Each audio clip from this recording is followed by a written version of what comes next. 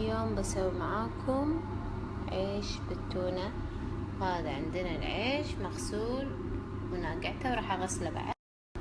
شوفوا لون العيش، طلع النشا اللي فيه، راح ارد اغسله مرة ثانية واشخله وارد افوحه اسلقه.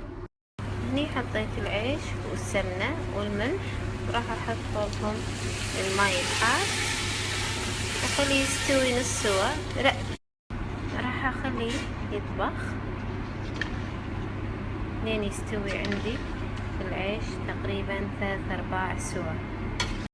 الجدري الثاني راح انزل زيت التونة، هذا كله الزيت اللي داخل علبة التونة. راح احط عندي هني بصلتين مكسوسين مكعبات صغار. هني عندي 4 فصوص ثوم مدقوقين. هني عندي زنجبيل مدقوق فريش. ابتدي احمسهم كلهم ويا بعض. لاحظوا عندي العيش استوى تقريبا 3/4 سوا. راح اشخل هني لما تأكدت ان البصل انحمس عدل مع الثوم والزنجبيل، راح اضيف التونة والبهارات.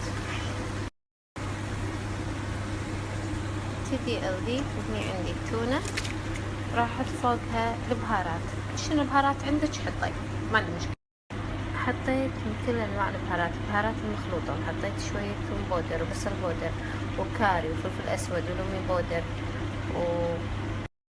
وحطيت شوية حلبة مطحونة. الحين راح اخلطهم كلهم ويا بعض. ابتدي احمسهم كلهم ويا بعض، وراح احط الخضرة اللي عندي اللي هي شبنت وكزبرة وبقدونس.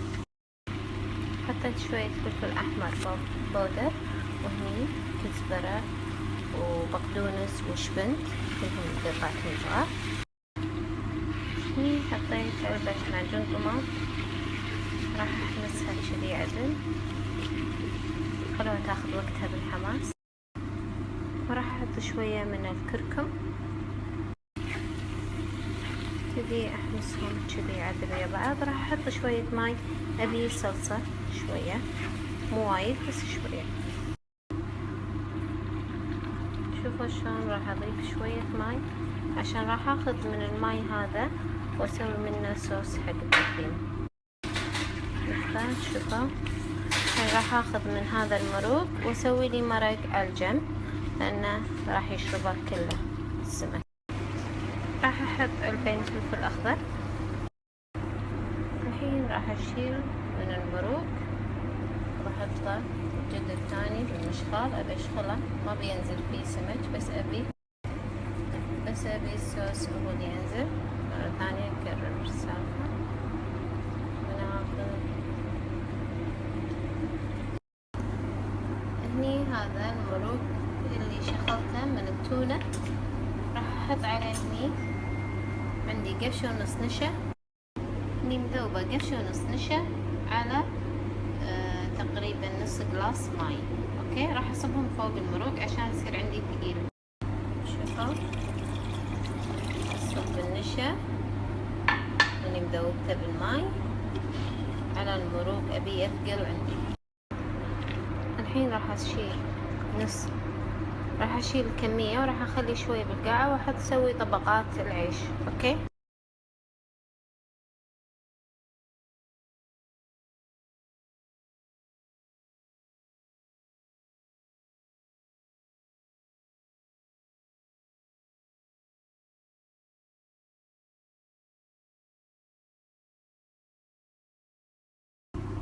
كذا اسوي طبقات. حطيت طبقة عيش واحط طبقة تونة كذي فوقها. تالي ارد احط العيش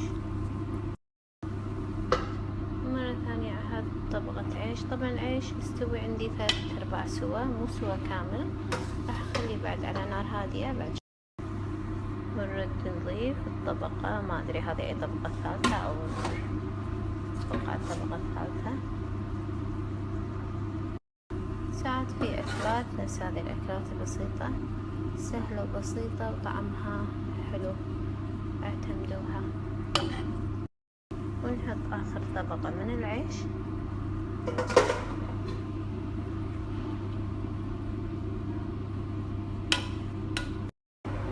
هني عندي ماي وشوية زعفران وشوية ماي ورد، مو وايد، بس حاطة معاهم ماي عادي.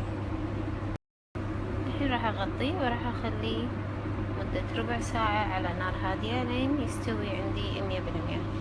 تبون تحطون قطع زبدة حطوا. اوكي، لاحظوا عندي المرقة شلون صارت، ثقلت عندي. هذا اللي أبي، النشا راح يثقلها لكم، يسويها لكم المرقة ثقيلة. هذا جبناه خلص. الحين أراويكم شلون شكله واحنا نجبه. شوفوا، بسم الله الرحمن الرحيم. شوف شلون صاير شوية جوسي، هذا هو المطلوب. شوفوا حبة العيش شلون صايرة.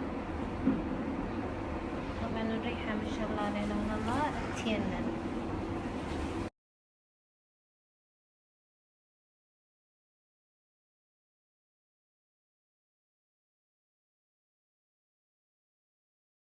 هني عندي حق المرقة اللي سويتها، حطيت عليها نشا.